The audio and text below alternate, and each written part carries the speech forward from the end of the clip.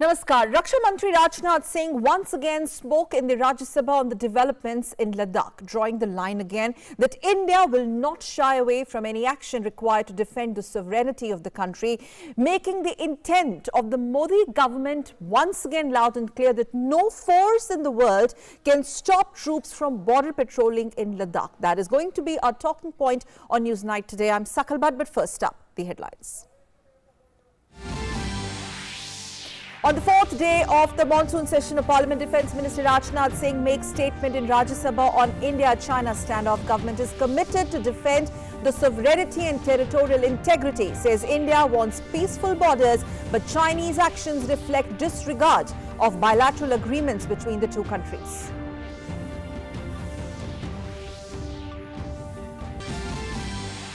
MEA maintains China should take forward the process for complete disengagement of troops from all friction points. Response to media reports on connections between Chinese data company and the Chinese government says Chinese side claims that there is no connection between the company and the government.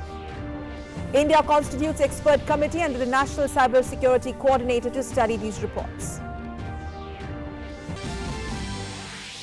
Chief of Army Staff General M.M. Naravane undertakes first-hand assessment of the situation and level of preparedness along the line of control in North Kashmir, commends the befitting response of the forces to Pakistan on provoked ceasefire violations. Government stands firm in its aim to double farmers' income. Agriculture and Rural Development Minister Narendra Singh Tomar calls bills related to agriculture game changer. Agriculture Minister assures the House that proposed laws would in no way affect the MSP. Union Health Minister Dr. Harshvardhan makes statement in Rajya Sabha on COVID-19 situation, says vaccine will be available in the country by the start of next year. Dr. Harshvardhan also addresses joint G20 Finance and Health Ministers meeting, stresses on need to focus on creating effective health systems for improved pandemic preparedness. Wishes continue to pour in on the 70th birthday of Prime Minister Narendra Modi. President Rajnath Singh, Vice President as well as cabinet colleagues and distinguished personalities extend their greetings. Global leaders and heads of the state also wish Prime Minister Modi. Russian President Vladimir Putin greets him in a telephonic conversation.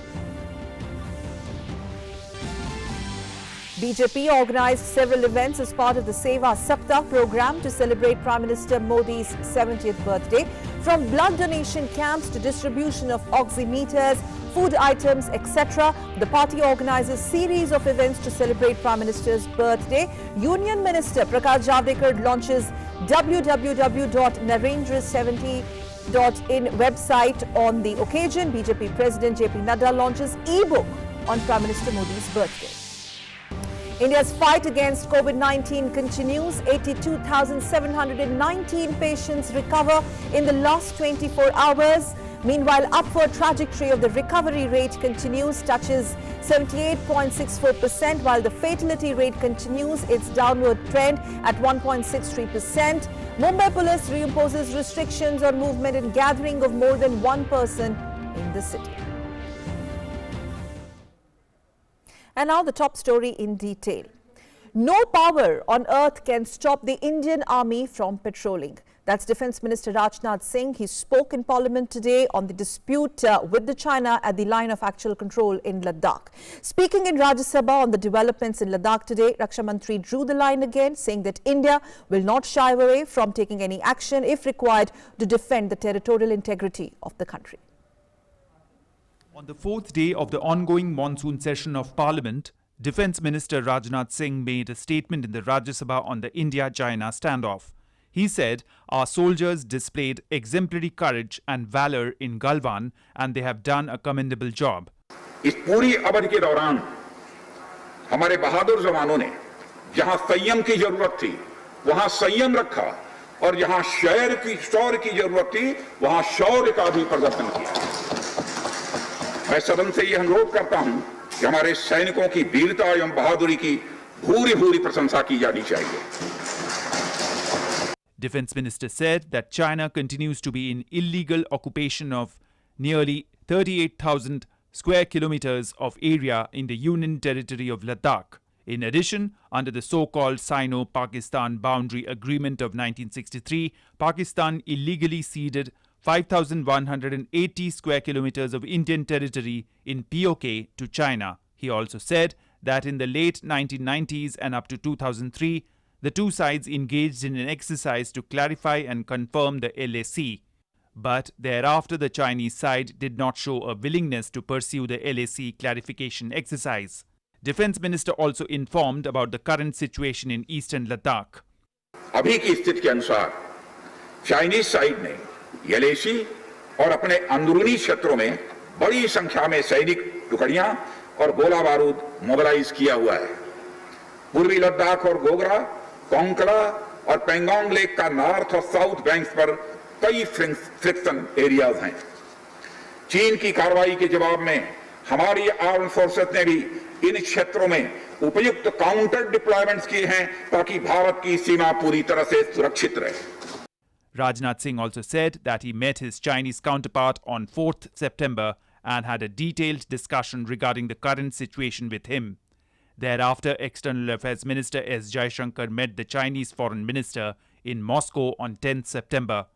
The two have reached an agreement which, if implemented sincerely and faithfully by the Chinese side, could lead to complete disengagement and restoration of peace and tranquility in the border areas.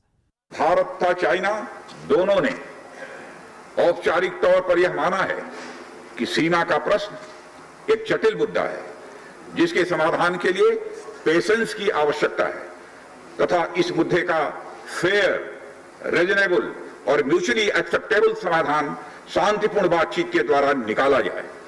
Rajnath Singh said government has stepped up the budget for border infrastructure development to about double the previous levels. As a result, more roads and bridges have been completed in the border areas. इससे न केवल local population को जरूरी connectivity ही मिली है बल्कि हमारी armed forces को बेहतर लॉजिस्टिकल सपोर्ट भी मिला है। इसके कारण वे बॉर्डर एरियाज में अधिक अलर्ट रह सकते हैं और जरूरत पड़ने पर बेहतर जवाबी कार्रवाई भी कर सकते हैं। All parties came out in support of the government and the soldiers. हमें गर्व है कि हमारी सेना इतनी मजबूती से चाइना का मुकाबला कर रही है। चाइना को हम लोग ने समझा दिया कि ये नेहरू का 1962 नहीं है, ये नरेंद्र मोदी जी का 2020 है। हम बहुत स्पष्ट हैं कि हम पूरी तरीके से आज हमारे भारतीय जवानों के साथ खड़े हुए हैं। उनकी जो पूरी लड़ाई चल रही है उसमें हम उनके साथ भागीदारी हैं। हमने पार्लियामेंट में हमारे नेताओं ने कहा कि फौज पे हमें नाज है, इस देश की जांबाज फौज है, उसके साथ हम हैं। Defence Minister assured the people of the country that we will not let the head of the country bow down at any cost, nor do we want to bow down the head of anyone. The House has also reposed its full confidence in the indomitable spirit, gallantry and bravery of armed forces deployed on our borders. With Rajesh Raj, Rishi Kumar's report for DD India.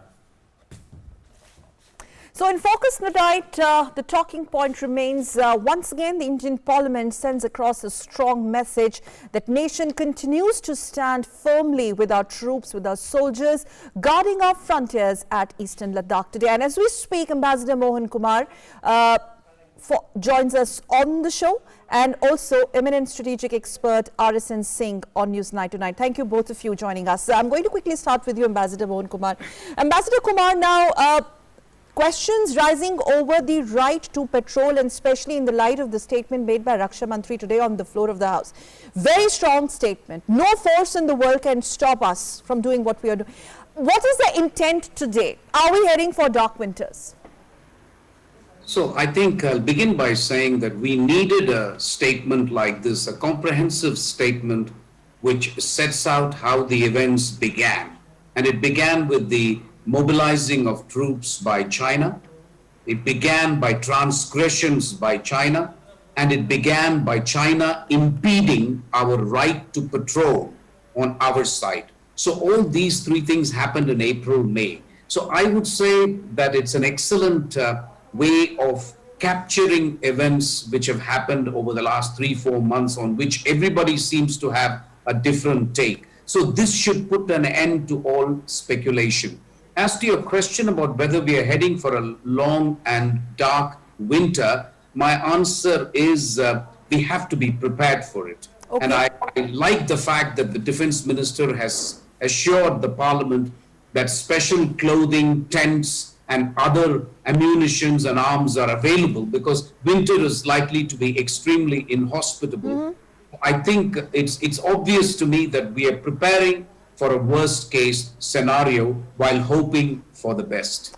Are we prepared? Are we preparing for the worst case scenario? And that's the message we also want to send across. Arasan Singh, your take on it, especially in the light of the recent statement coming in from MEA that China should start the disengagement of the troops from the friction points, including Pangong So. Mr. Singh. No, I think, after this, the meeting of the two foreign ministers, they agreed upon, a disengagement dialogue and, to de-escalate the process. But the standoff, but nothing seems to be happening because this development of, putting loudspeakers and, blaring away all anti-India statements, trying to, launch a psychological warfare against our troops. So there has been no let up as far as animosity is concerned. So therefore, we have also signaled our resolve to maintain ourselves in the winter. And by the way, today's statement, just mentioned about our readiness and our promise to carry out patrolling. That it means that in the line of actual control, when we are in eyeball to eyeball situation, when we have our perception of LAC and we'll patrol, we will do patrolling up to the LAC. So it's a very, very strong message. Absolutely. The Chinese have not been, the Chinese have not been able. Their objective was to intimidate us so that we don't form part, we don't interfere with the China-Pakistan economic corridor, and we don't toe our line as far as Indo-Pacific strategy is concerned. So round one, I can tell you confidently, as a military and a strategic analyst, has gone to India. If you ask yourselves that what is the Chinese objective? After all, any military move, any military action has got to an objective. Was it capture of Leh? No, too far-fetched. It was just to intimidate us and our counter moves, that what the Honorable Defence Minister talked about. By our counter moves, we at the escalatory levels, we have an upper hand. So therefore, round one has gone to India, and the Indians should be very proud of their armed forces. Ambassador Mohan, and why not? Would you say, you being the former envoy to France, the whole diplomatic pitch, when our External Affairs Minister has said it time and again that if China continues this alteration of status quo, it's not going to be business as usual. And if you look at the situation on ground in Ladakh, we have our reporter, he's been sending reports daily. The size and scale of the exercise. The size and scale of the exercise in China, we haven't heard from China so far. Till yesterday, they were trying to indulge in some sort of psyops. We're not buying that.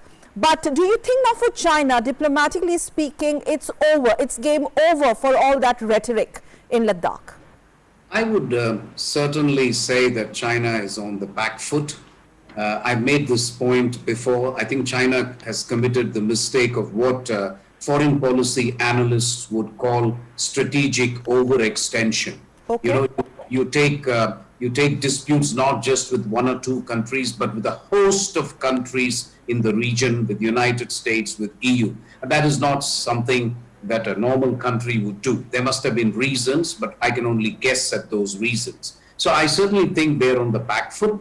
I think what is now it's an eyeball-to-eyeball confrontation. I agree with the military affairs analyst you have on the program. I also think it's now become a war of nerves where we will have to see who blinks. And I would agree with him that we haven't blinked so far.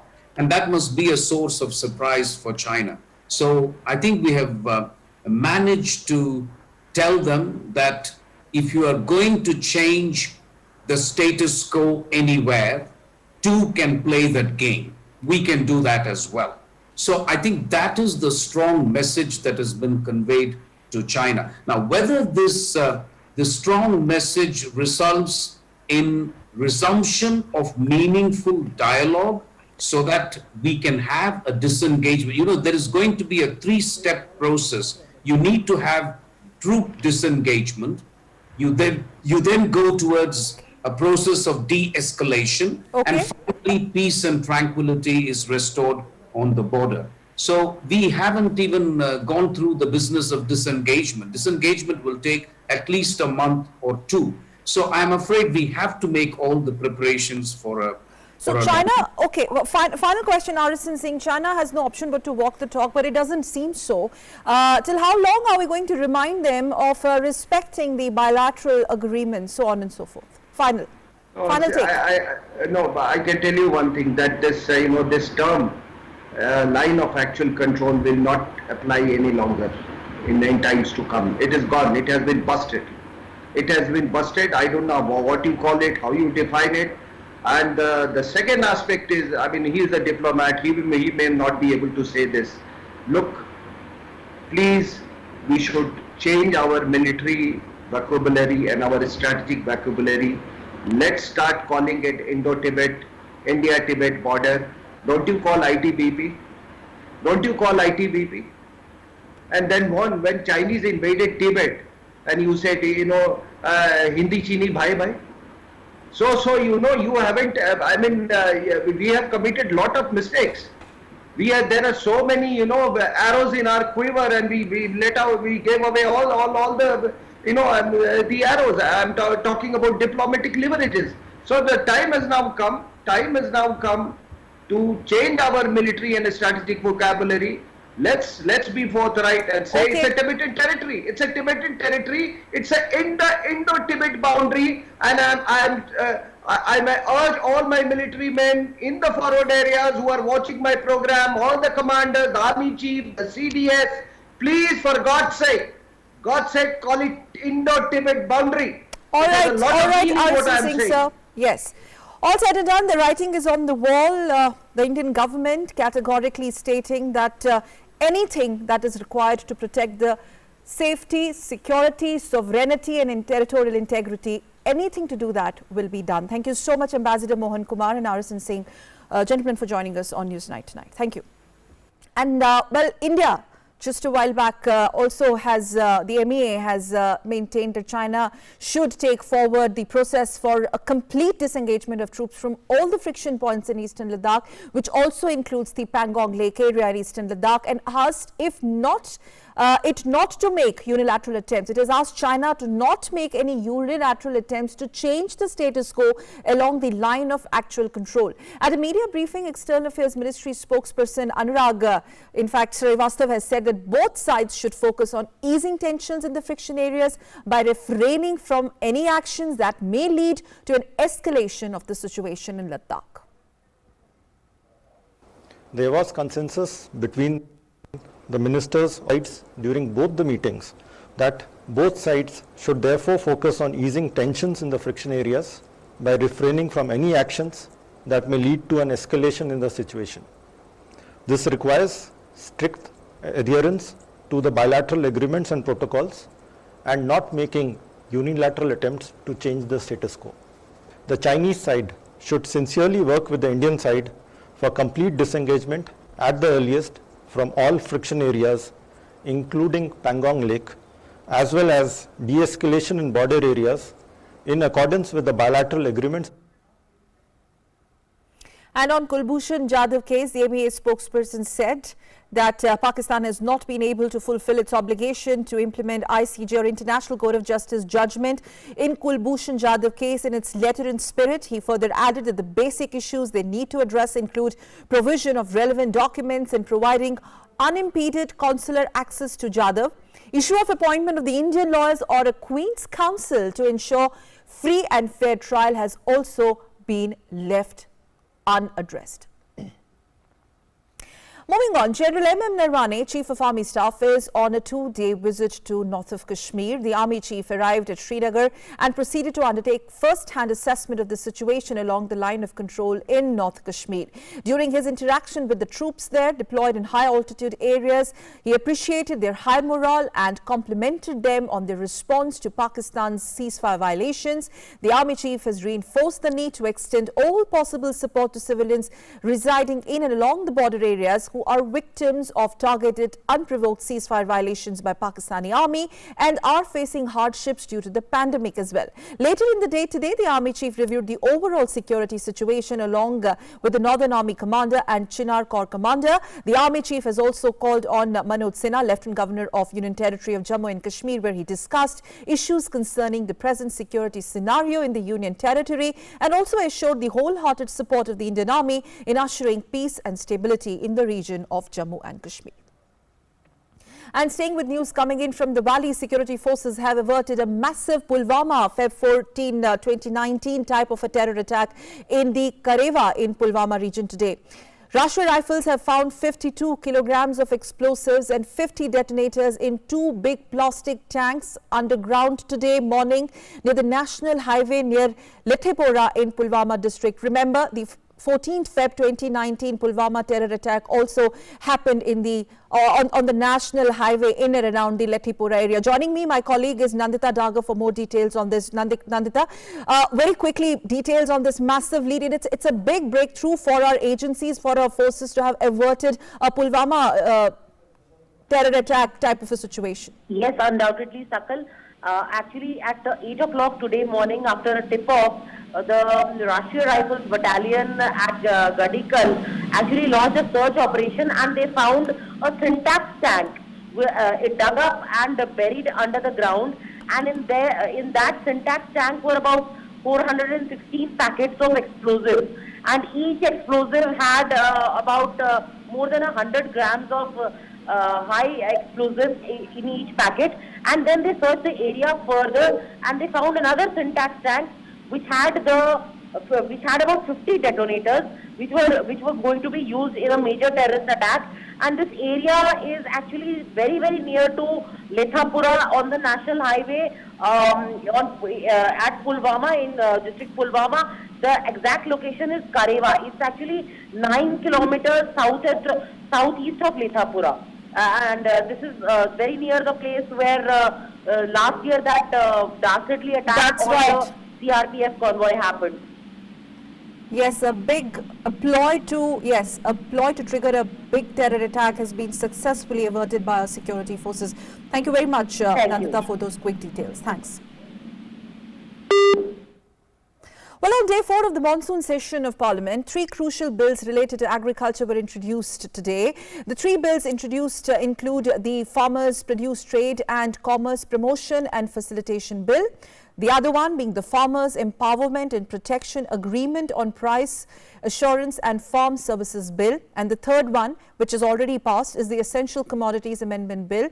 All these 3 to replace the ordinances promulgated earlier. Remember, the Essential Commodities Bill 2020 has already been passed by the Lok Sabha. The government has reiterated that farmers are at the core of the policies of the Modi government, and all 3 bills are far-sighted and they will boost agricultural production in a long run. In fact, Union Cabinet Minister of Food Processing and Shiromani Akali Dal leaders, including Harsimrat Badal, has resigned. That's the latest development in protest against some of the bills introduced. In fact, she announced her resignation via Twitter a while back. And well, that's the Twitter right on your screen. I believe my colleague Shailendra is with me on phone line with more details. Shailendra, तो agriculture bill को लेके क्या कुछ आज हंगामा, दिन में भी हमने देखा ऑपोजिशन की तरफ से काफी सवाल उठाए गए, लेकिन हरसिमरत कौर बादल का जो ये रेजिग्नेशन है, इसके बारे में क्या जानकारी है, क्या इसकी एक्सेप्टेंस हुई है? ये देखिए, हम जानते हैं कि अकाली दल इस बिल के कुछ प्रावधानों का विरोध कर रहा था और सुखबीर सिंह बादल ने आपत्ति जताई और कहा कि इस बिल के कुछ प्रावधानों को लेकर आशंकाएं हैं किसानों के मन में, और इस बात को लेकर उन्होंने ऐलान किया कि जो उनकी पार्टी की मंत्री हैं हरसिमरत कौर बादल, वो केंद्रीय मंत्रिमंडल से त्यागपत्र देंगे। हम जानते हैं कि हरसिमरत कौर बादल ने त्यागपत्र सौंप दिया है और ऐसे में अब अकाली दल दरअसल ये कह रहा है कि इस जो विधेयक किसानों से जुड़े जो 2 विधेयक हैं वो जो लाए गए हैं उसके कुछ प्रावधानों को लेकर उनकी जो आशंकाएं हैं उसके मद्देनजर उनके पार्टी के मंत्री ने इस्तीफा दिया। हम जानते हैं कि सरकार की तरफ से इस बिल का जवाब देते हुए केंद्रीय मंत्री नरेंद्र सिंह तोमर ने साफ तौर पर कहा कि दरअसल ये बिल क्रांतिकारी बदलाव का एक आधार तैयार करेगा और किसानों की आय बढ़ाने में मददगार साबित होगा और प्रधानमंत्री नरेंद्र मोदी हमेशा किसानों की आय बढ़ाने और कृषि में एक तरह से देखें तो उसे मजबूत बनाने की दिशा में तमाम कदम पहले भी उठाते रहे और निश्चित तौर पर यह बिल बहुत बड़ा बदलाव किसानों की जिंदगी में लाने वाला है और साथ ही साथ उन चिंताओं का भी जवाब दिया। एमएसपी को लेकर स्पष्ट तौर पर कहा कि दरअसल एमएसपी थी, एमएसपी रहेगी और एमएसपी कहीं एक तरह से नहीं जाने वाली है। तो एक तरह से जिन चिंताओं को सदस्यों ने उठाया उसका भी जवाब दिया, लेकिन अकाली दल की तरफ से ये कहा गया कि उनके मंत्री इस्तीफा देंगे और हरसिमरत कौर बादल ने त्यागपत्र दे दिया। We'll have to see how this really pans out tomorrow in Parliament. Shailendra, बहुत-बहुत धन्यवाद इन तमाम जानकारी के लिए. And continuing with what transpired in Parliament today, particularly in Lok Sabha over the bills that we are talking about, the Farmers Bill. More details in this report. Take a look. The government is firm in its aim to double farmers' income. Agriculture and Rural Development Minister Narendra Singh Tomar said the bills in Parliament for farmers' welfare will transform their lives. He pointed out that the bills would have a liberating effect on the farmers. सदन के माध्यम से सभी सदस्यों को और संपूर्ण देश के किसानों को यह बहुत जिम्मेवारी के साथ कहना चाहता हूं कि देश में नरेंद्र मोदी जी प्रधानमंत्री हैं और नरेंद्र मोदी जी के रहते हुए न तो कभी गांव गरीब किसान का आयत हुआ है और न ही आने वाले कल में होगा। नरेंद्र मोदी जी के नेतृत्व में जो कृषक उपज व्यापार और वाणिज्य विधेयक और कीमत आश्वासन का विधेयक दोनों लाए गए हैं, ये दोनों विधेयक किसान के जीवन में एक क्रांतिकारी बदलाव लाने वाले विधेयक हैं। During the discussion, Narendra Singh Tomar assured the House that the proposed laws would in no way affect the MSP, which will continue. इन सारे जो कानून आज चर्चा के लिए आए हैं, यह निश्चित रूप से किसान को उन्नत बनाने वाले हैं और इन कानूनों से MSP पर कोई फर्क नहीं पड़ने वाला है। The government introduced 3 bills: the Farmers' Produce, Trade and Commerce Promotion and Facilitation Bill, the Farmers' Empowerment and Protection Agreement on Price Assurance and Farm Services Bill, and the Essential Commodities Amendment Bill to replace ordinances promulgated earlier. In the Farmers' Produce, Trade and Commerce Promotion and Facilitation Bill 2020, the farmers will be allowed to sell their produce anywhere in the country. The concept of one country, one agricultural market will get a boost. Farmers will get business opportunities outside the limits of APMC. Electronic trading, online buying and selling of produce will also be possible. State governments, farmers, traders can all do business electronically.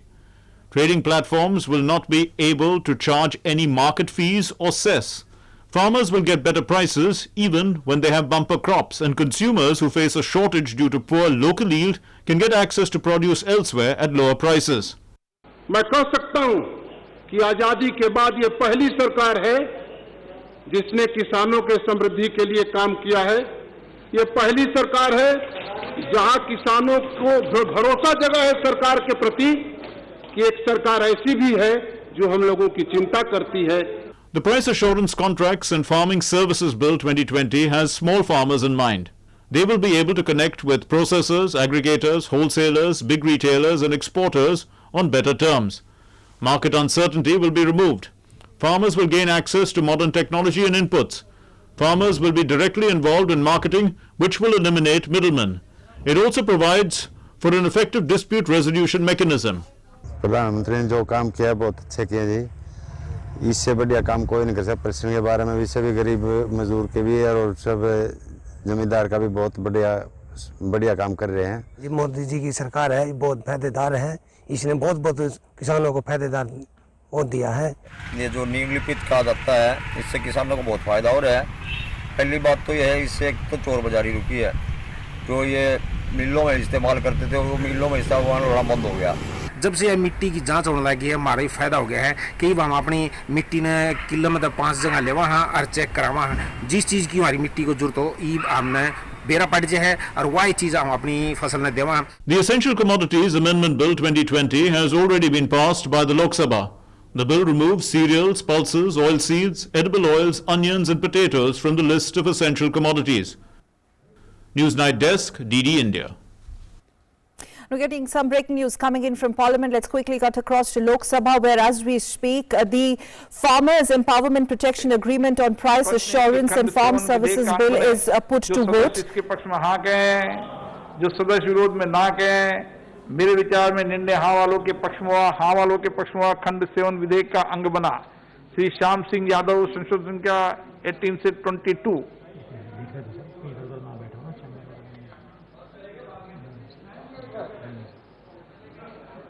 प्रश्न है कि खंड 8 विधेयक का अंग बने। जो सदस्य इसके पक्ष में हाँ कहें, जो सदस्य विरोध में ना कहें, मेरे विचार में निर्णय हाँ वालों के पक्ष में हुआ, हाँ वालों के पक्ष में खंड 8 विधेयक का अंग बना।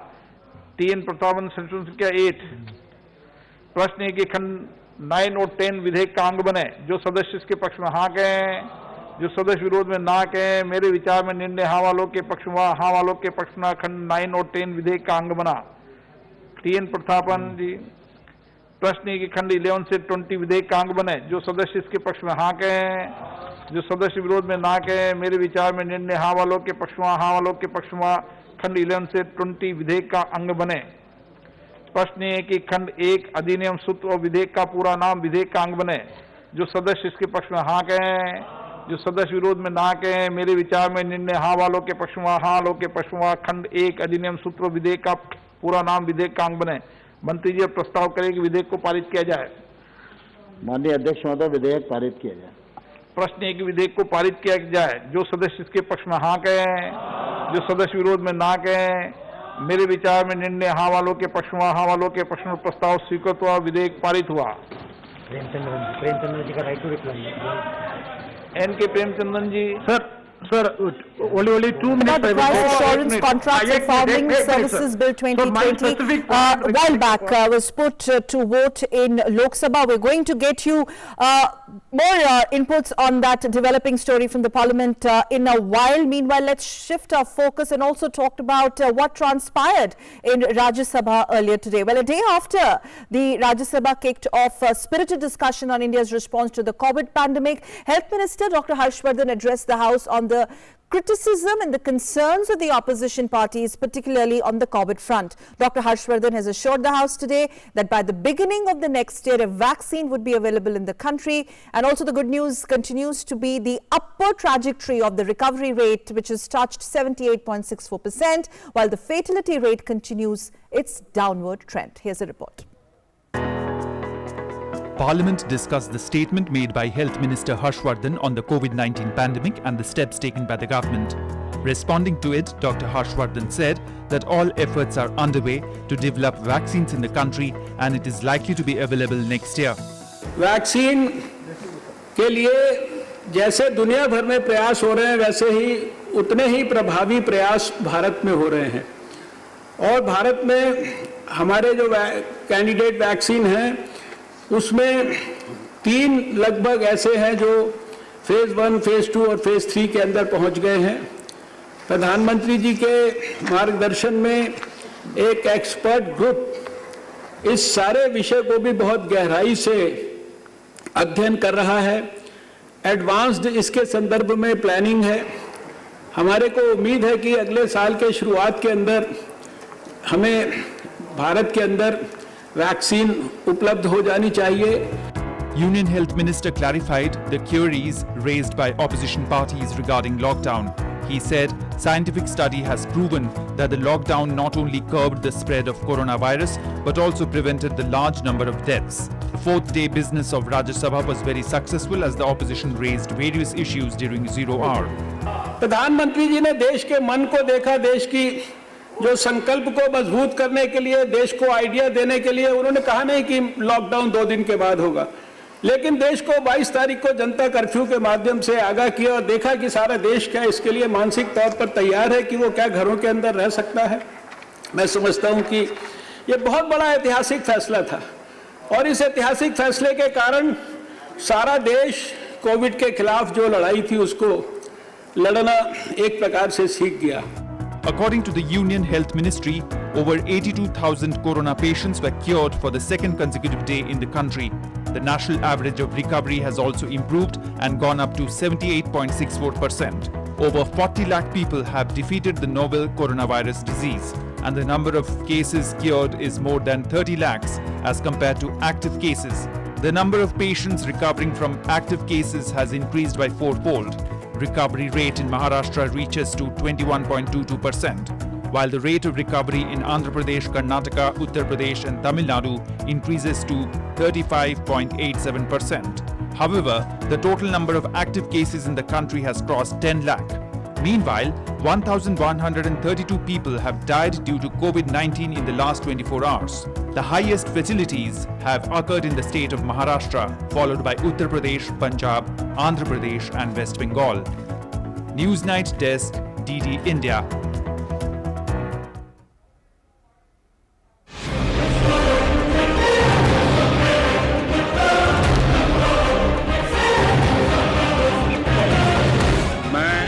Narendra Damodar Das Modi And greetings continue to pour in for our Prime Minister Narendra Modi's 70th birthday today.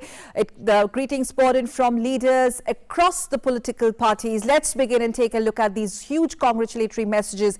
President, in fact, led the nation, wishing the Prime Minister, taking on to his Twitter handle. President has said, and I quote, "You have set an example of Indian life values and democratic traditions. I pray to God that he always keeps you healthy and happy, and the nation continues to receive your invaluable services," quote unquote. That was the tweet by President earlier today. And Vice President also in a letter addressed to the Prime Minister Narendra Modi, the letter was in Hindi, quoting from the letter, "Best wishes on your birthday. On this occasion, I congratulate you on your hard work in taking the country to new heights." Well, that's a quick excerpt from the letter by the Vice President. Moving on, talking about Amit Shah, Home Minister Amit Shah, in a tweet says, "Prime Minister Modi has devoted each moment of his life towards making India strong, safe and self-reliant," and much more, unquote. And now moving on to Rajnath Singh, our Raksha Mantri, also has congratulated Prime Minister, stating that Prime Minister has worked diligently towards empowering the poor and marginalized sections of the nation. From Rajnath Singh, let's move on to our Finance Minister Nirmala Sitharaman, also congratulating Prime Minister Modi. She says, "Dedication for detail and perseverance to make India realize its true potential are the hallmark of your leadership." That's just a quick excerpt from her tweet. And from Nirmala Sitharaman, the Finance Minister, let's move on to EAM, External Affairs Minister Jaishankarji. Well, he also took on to Twitter and he said that his leadership has enhanced India's standing on the world stage. That's our External Affairs Minister. Now moving on, Prahlad Joshi, Minister for Parliamentary Affairs, Coals and Mines. Prahlad Joshi also has greeted Prime Minister Modi, stating, and I quote, "I join crores of greetings pouring in from every corner of the world to wish Prime Minister Shri Narendra Modi ji on his birthday." That's the tweet from Prahlad Joshi. And also former Prime Minister H.D. Devi Gowda, among others, also congratulated Prime Minister Modi, taking a quick line from former Prime Minister H.D. Gowda's tweet. He says, "You lead our nation in difficult times amidst global pandemic and looming economic crises and adventurous China at the border." And now let's also look at the international dignitaries and foreign leaders who also have sent their wishes to Prime Minister Modi. And we begin with UK Prime Minister Boris Johnson, was also amongst the first few leaders to greet Prime Minister Modi through Twitter. Australian Prime Minister has also tweeted in Hindi, greeting Prime Minister Modi, addressing him as "my dear friend." Morrison said, and I quote, "I'm sure our Australia-India relations will reach new heights in the coming year. May you have a delightful birthday. See you soon." Moving on from Scott Morrison to German Chancellor Angela Merkel. She also shared her greetings in a letter addressed to Prime Minister Modi. Well, that's the letter by Angela Merkel. And now let's talk a little bit more about the kind of greetings that continue to pour in from Aam Aadmi to international dignitaries. Russian President Vladimir Putin greeted Prime Minister Modi on his 70th birthday in a warm telephonic conversation. The two leaders, in fact, reaffirmed their mutual disposition to further strengthen multifaceted Russian-Indian relationship in line with the 20th anniversary of the Declaration on Strategic Partnership, which is celebrated this year. And some practical aspects of the bilateral ties were also touched upon when the two leaders talked, including joint efforts to combat the coronavirus pandemic. Prime Minister Modi thanked Vladimir Putin, the Russian president, for the congratulations and expressed his satisfaction with the work that Russia is doing as a current chairman of the SCO, or Shanghai Cooperation Organization, and BRICS. Well, from global heads of the state and international personalities to the common man, the Aam Aadmi wishing the Prime Minister, all this continues to pour in. Let's take a look. The occasion, Prime Minister Modi's 70th birthday, the celebration in COVID times, visible on social media. After all, he's the most popular leader on the millennial medium.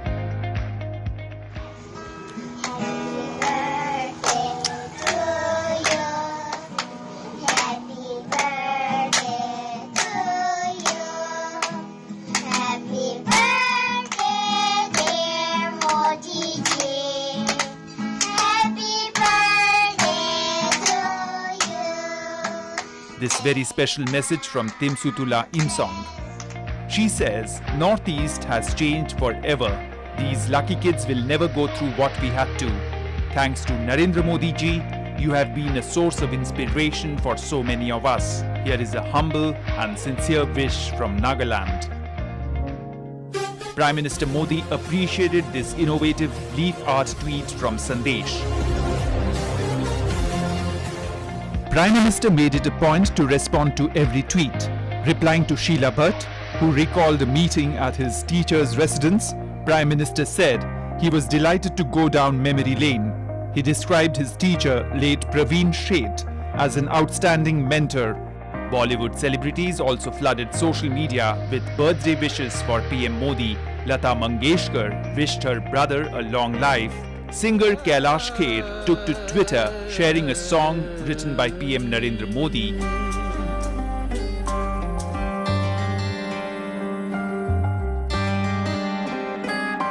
बिन शोर मन मोर भयो विभोर रग रग है रंगा नीला भूरा श्याम सुहाना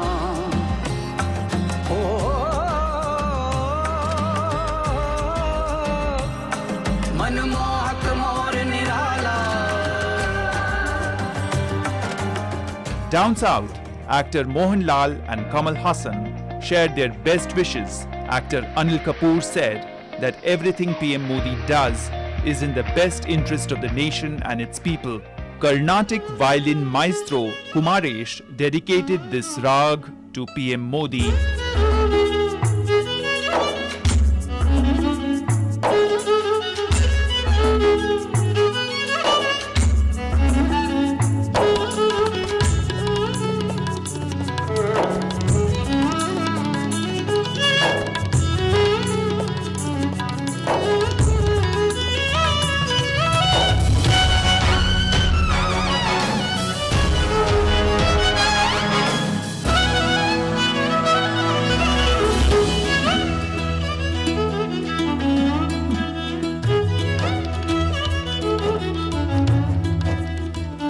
Bureau Report, DD India.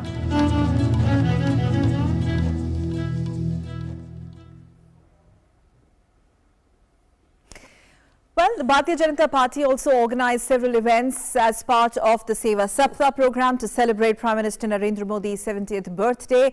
And from blood donation camps to distribution of oximeters, food items, etc., the party has organized a series of events to celebrate Prime Minister's birthday. Here's a detailed report. The nation celebrated the 70th birthday of Prime Minister Narendra Modi on Thursday. BJP marked the event with observing Seva Saptah, or the Service Week, across the nation, where leaders from the party, led by President JP Nadda, participated. BJP President JP Nadda attended a program in Delhi under the Seva Saptah schedule. Pulse oximeters, cycles for Divyangs were distributed at the event. JP Nadda underlined the commitment of the Prime Minister to serve the weaker sections of the society. राजनीति करना, चुनाव लड़ना, ये राजनीतिक दल का काम है, लेकिन मोदी जी ने देश की संस्कृति तो बदली, पार्टी की भी संस्कृति बदल गई कि हम लोग राजनीति के साथ साथ सेवा कार्य भी कर रहे हैं और समाज की सेवा कर रहे हैं। इसके लिए मैं आपको बधाई देना चाहता हूं। आज उनके 70वें जन्मदिन पर हम सब लोग ईश्वर से प्रार्थना करें उनको दीर्घायु मिले, वो सशक्त तरीके से भारत के प्रधानमंत्री के रूप में हम सबका नेतृत्व करें। भारत इस तीव्र गति से छलांग लगाता हुआ आगे बढ़ रहा है, इसके कारण भारत दुनिया में अपना एक स्थान स्थापित कर रहा है।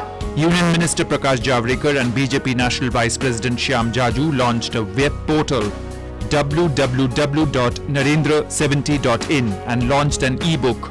The e-book contains 70 essays and columns by eminent personalities and writers on the occasion of 70th birthday of the Prime Minister. जो भी सर्वे हुए उसमें मोदी जी की लोकप्रियता केवल अक्षुण्ण नहीं रही, बढ़ती रही है। ये क्यों हुआ? क्योंकि उन्होंने राजनीति को अलग तरीके से किया। वो दूसरे की तुलना में काम नहीं करते, उन्होंने खुद की राजनीति की एक लंबी लाइन तैयार की, लंबी लाइन खींची।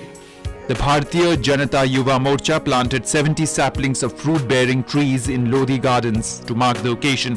The program was attended by many, including Union Minister Ramdas Athavale. वृक्षारोपण करने का मतलब ये है कि जो पर्यावरण है, ये पर्यावरण बहुत ही अच्छा मजबूत होना चाहिए। पर्यावरण रहेगा तो हम रहेंगे, और हम रहेंगे तो पर्यावरण की आवश्यकता है। तो इसीलिए आज यहाँ भारतीय जनता पार्टी की युवा मोर्चा की ओर से यहाँ ये वृक्षारोपण रखा है। मैं माननीय नरेंद्र मोदी जी को रिपब्लिकन पार्टी ऑफ इंडिया की ओर से हार्दिक बधाई दे देता हूँ। Based on Fit India theme, well, farmers from Haryana have expressed happiness over the reforms being brought in the 3 key farmer-related bills. Let's listen into the reactions. ये रास्ता खोले, अभी कोई भी किसान कहीं पर अपनी फसल को बेच सकता है, किसी भी दाम में बेच सकता है, कितनी भी बार्गेनिंग करके ऊंचे नीचे दामों में बेच सकता है, वो उसकी मर्जी है। ये उन्होंने एक बढ़िया बेहतरीन मौका दिया किसान को। अब से पहले हमारे किसानों के लिए, हमारे किसानों की जो फसल किसान उगाते थे उनके मूल्य और दाम आड़ती और एजेंसी ही तय करती थी, लेकिन अब किसान को पहला मौका मिला है, हम किसानों को पहला मौका मिला जब अपनी फसलों के दाम खुद तय कर सकेंगे। ये बहुत फायदेमंद है, क्योंकि पहले मेहनत बहुत ज़्यादा करनी पड़ा करती, खर्चे भी ज़्यादा बढ़िया करते, लेकिन जो हमारा मूल्य था ना वो बिल्कुल नहीं था, खर्चा नहीं निकला करता। ईब जो मूल्य 1.5 गुना बढ़ा है ना, इस तो हमारा बहुत बढ़िया गुजारा हो जाएगा। जो पहले हमें फसल बिजाई करने खातर हमने साहूकार से मंडी में या आड़ती में पैसे उठाने पड़ा करते या बैंक तय वो बिजाई करने खातर, लेकिन सरकार की न भाजपा सरकार ने किसान की जो नीति बनाई, किसान में तो मार 2-2 हज़ार रुपया जी खाते में 3 बारी करके 6 हज़ार आ गए, जिसमें हमने हर फसल में बोरमा था नहीं हुई। And Prime Minister Narendra Modi will dedicate the historic Kosi Rail Mahasetu, that's the mega bridge, to the nation through video conference. Apart from this, the Prime Minister will inaugurate 12 rail projects related to passenger facilities for the benefit of the Bihar state. Chief Minister Nitish Kumar will also be present on the occasion. The 1.9 kilometer long Kosi mega bridge has been completed at a total cost of 516 crore rupees. And with the construction of the bridge, the details on your screen, rail distance between Nirmali and Saraigad would come down from present 298 kilometers to just 22 kilometers. The project was completed during the COVID pandemic, where migrant laborers also participated.